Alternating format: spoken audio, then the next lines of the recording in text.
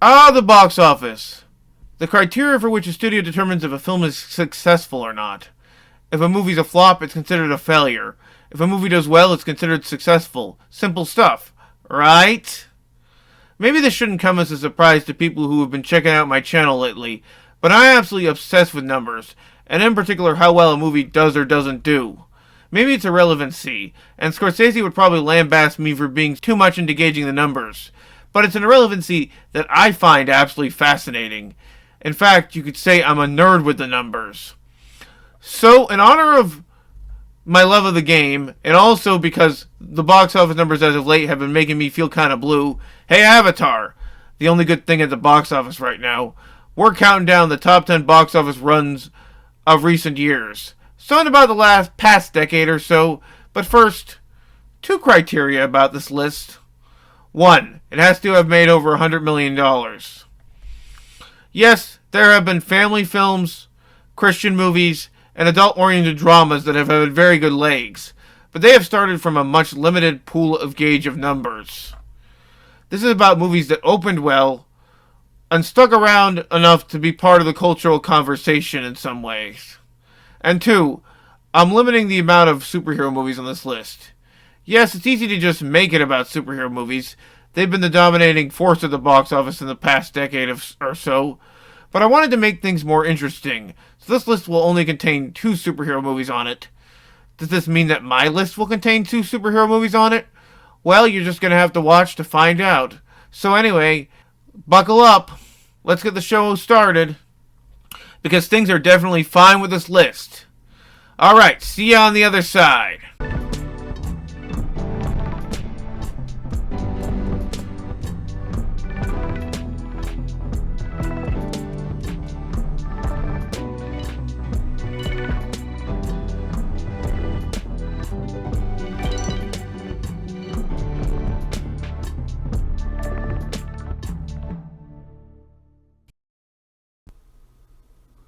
Number 10.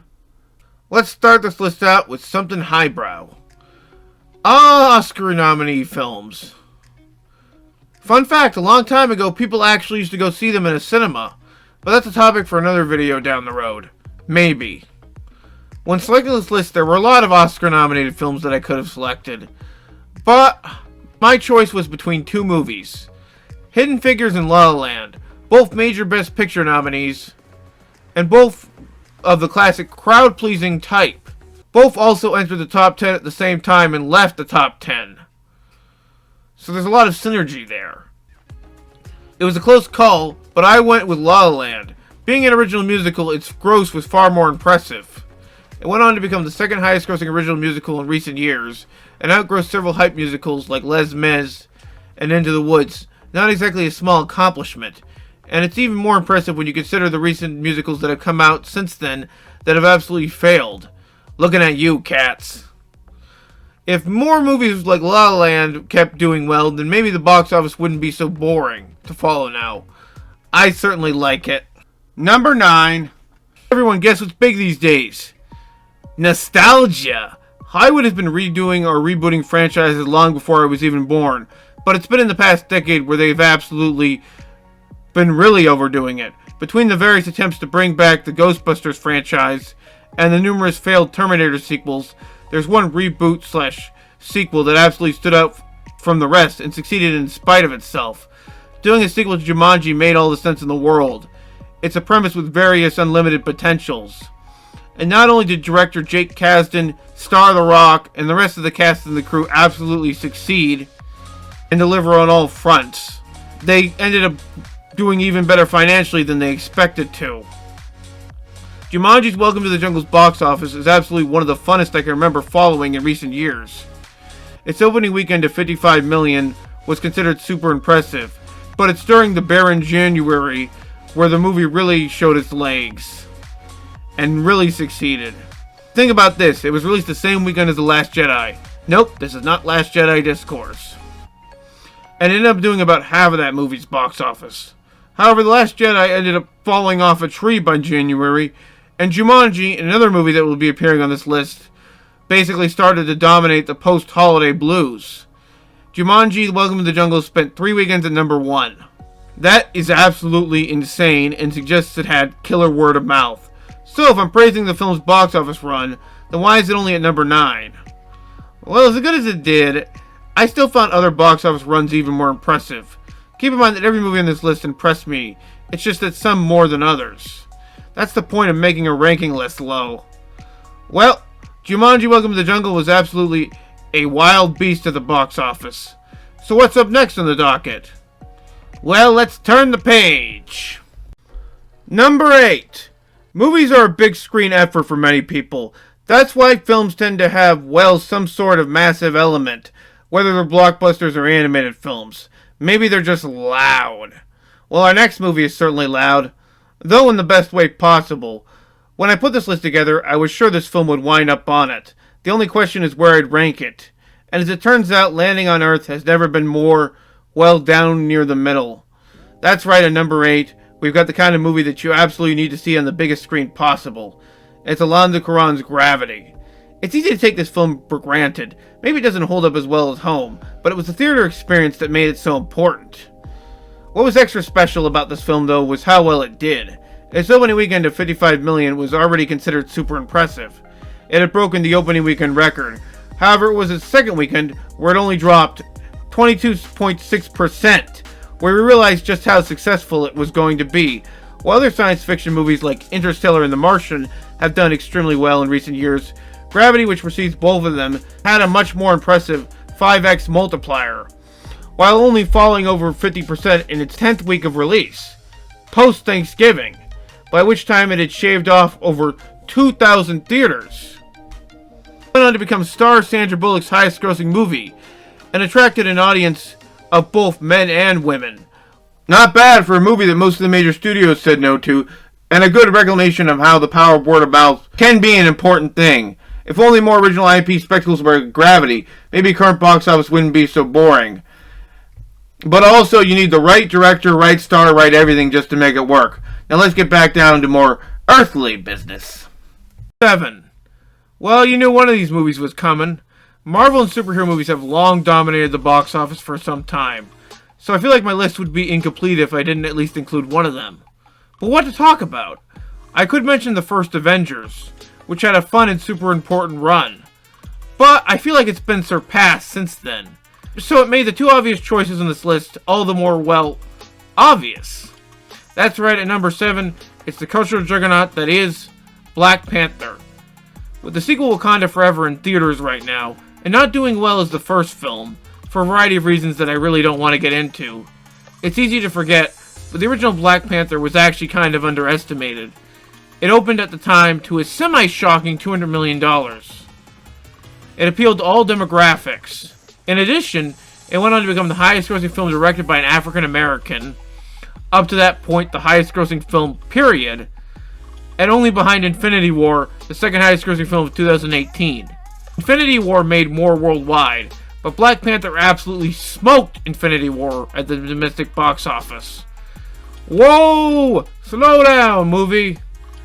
At a time when Marvel was absolute kings, Black Panther was near, or at least at the peak of their powers. And more than anything, it proves when it comes to box office, it's good to be king. Number 6. When I started this list, some of the movies on it were obvious. But also, I didn't want to just include franchises. Your Marvels, your Star Wars, what have you. However, there's probably one genre that could fill up half of this entire list. And that's horror. Next to action and superhero movies, it's been by far the genre that has enticed moviegoers back to the cinemas. In a time defined by declining theater-going attendance, it's nice to see at least one genre reign supreme in terms of gathering some eyeballs. It's also the one genre that really gets teenagers out to the cinemas. I knew I had to at least include one horror movie on this list, lest those fanboys give me the eyes. However, what to list? I initially considered Smile at number 10, which did extremely well for a recently released film. However, it was also just released. And A Quiet Place's run was also kind of epic. However, I decided to go for the so-called modern Hitchcock of our day. Guys, don't call directors names. It just destroys the hype. At number 6, we're getting stuck in the sunken place. It's Jordan Peele's Get Out. Get Out is the rare kind of box office run these days, akin to something like Gravity, where its opening weekend was considered good, but it was in the word of mouth and you gotta see it factor where the movie really shined.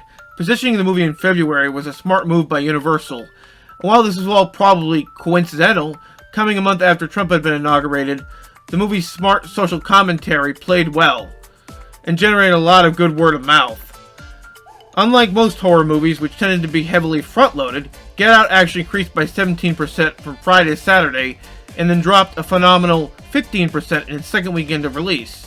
Even with all of its critical acclaim, there's nothing to suggest that this movie wouldn't have flamed out. What made its run even more impressive, however, is that it was listed as the 10th most successful film of 2017, generating a profit of about over $100 million, for a movie that was obviously never going to play that well outside of North America. In the case of Get Out, audiences definitely wanted to get in. Number 5! Okay, I gotta be a kid right now. Because I'm only kidding myself. If I was 10 when this movie came out in 2014, then it would absolutely be a sentimental favorite on this list. But then again, if I was 10 in 2014, then I probably wouldn't even be following box office. So, throwing sticks at stones and all. For this list, I had to include an animated movie. But what to talk about? Most animated movies tend to do well irregardless, and usually they have the best multiplier of the year. So for an animated movie to be on this list, it has to have gone well and beyond the Call of Duty. Well, you can always count on princesses for good box office. Yep, we're talking about the movie that made the new Disney Renaissance an absolute juggernaut. That's right, you knew it was coming. It's 2014's Frozen. It was between this and Zootopia, which also managed to make $1 billion. But Frozen stood out more because it didn't debut at number 1, instead following a Tanglesque run, where it played second fiddle to the appealing flick and the Hunger Games Catching Fire, which is absolutely a movie that could have been on this list. But Frozen was given no cold shoulder at the box office, debuting with an extremely strong $93 million over the Thanksgiving weekend, and freezing its way to the number 1 spot the weekend after. Frozen's box office was so long and strong that it was still number 2 as late as early February. Wow, can you say genuine phenomenon? It became the second Disney animated film to make over $1 billion, and it did so without being a sequel or getting a re-release to pad its numbers. Can we build a great box office run? Looks like we did, fellas. The only thing that was crazier than Frozen's domestic run was its Japanese run, where it did so well it was causing people to get divorces. Oh. Well, let's get the show on the road and get to the next one. Number 4. Let's get it out of the way. It's Avengers Endgame. It's the highest grossing movie of all time. Unadjusted, mind you. So you knew it was going to be on this list. So why only number 4? Well, I found the next 3 movies' box office runs far more impressive. Plus, it's my list, and I'll deal with it as I please. Number 3. Hey, did you know what it was last month? Christmas! And guess what? Our next movie is released on the holidays. So holly jolly Christmas. Here's a late box office treat for you if you haven't already been naughty. Fun fact, did you know for the longest time studios didn't consider the holidays blockbuster worthy? They'd release big movies, but they were usually more of the mid-range rather than the big budget range. That changed with the release of Lord of the Rings, and even then we didn't always get the biggest movies released over Christmas. However, our next movie definitely puts the concept of blockbuster and Christmas on overdrive. Star Wars, currently relegated to streaming and not likely returning to the theaters anytime soon. That's probably for the best though. Now that we've talked about the Avengers, I thought it was important to highlight the other big franchise. It's easy to take for granted now because the sequels were ultimately considered disappointing, but when it was announced they were making a new trilogy, the hype was through the roof. The Force Awakens automatically became a subject of interest, and everybody was curious. What I was most curious about, though, is how well the movie would do. As mentioned before, Christmas time isn't exactly known for breaking box office records. So the movie could have opened very well, but had miraculously great legs. But oh no, not only did The Force Awakens meet expectations, but it absolutely shattered them, too. With its $249 million opening, it had the then biggest weekend ever. A huge accomplishment, sure, but what made it great after were the legs. Sure, it had Christmas time, but the movie played well until February, only dropping 39.8% in its second weekend of release. Even with Christmas time, with an opening that big, that wasn't just a huge accomplishment, but seismic. Plus, the reason it beat Avengers Endgame for this list is because it wound up outgrossing that film by a fair margin. and it did so with slightly less of the hype. Marvel may be dominant, but Star Wars is just as beloved, if not more beloved. And for a brief shining moment, the Force was as strong as ever. Number 2. When I decided to make this video, I felt like I needed a completely recent run to make it more relevant. You know, something that had come along in the past few years and absolutely blew past expectations. Current box office is so boring that it's nice to be reminded that movies can still have legs now and again. Well, Hollywood definitely has me covered. Leave it to Tom Cruise to save the box office. Let's take flight and talk about the miraculous run that is Top Gun Maverick. When it was first announced they were making a sequel to Top Gun, I thought it was a pipe dream, something that Tom Cruise wanted to get made but couldn't actually get in development. But then they announced a shooting date, a director, and additional cast members, and it was clear it was going to happen. My biggest question is how well it would do. I wonder if the original being from 1986, despite being a huge generational film, would appeal to anybody under the age of 40. Well, this is one of those times where I'm glad to be wrong. Not only did Top Gun Maverick absolutely explode, but it came like a hurricane, delivering one of the best multipliers for a film that opened over $100 million. A multiplier of over 5x. Outgrossing Infinity War, and nearly doing as well as Endgame. And that's with no Iron Man in sight. Think about Top Gun Maverick's run from this perspective. When the original Spider-Man, released in 2002, had the then first $100 million opening, it had a multiplier of 3.52. Top Gun Maverick managed over 5x. Whoa! But the movie's run didn't stop there.